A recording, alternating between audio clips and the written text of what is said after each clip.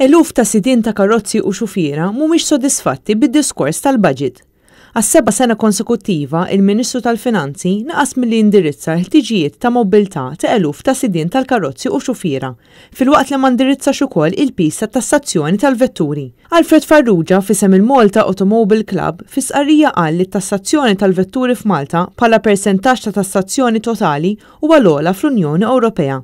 Iżda jidher li l-Gvern ma jimpurtax minn dan.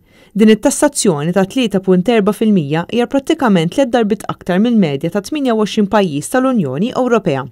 L-isqarrija tgħid li l-anzjani li għandhom il fuq minn 75 sena għandhom bżonn tnaqqis fil-prezz tal-liċenzja tas-sewqan.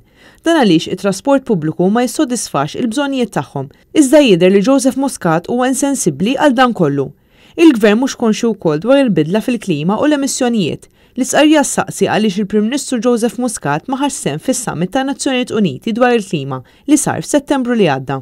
L-isqarrija qed tgħid li jekk il-Gvern jimporta l-fuel ta' tip E10 f'pajjiżna, kważi 3 miljun euro jistgħu jiġu iffrankati fuq il-kont tal-importazzjoni tal-enerġija.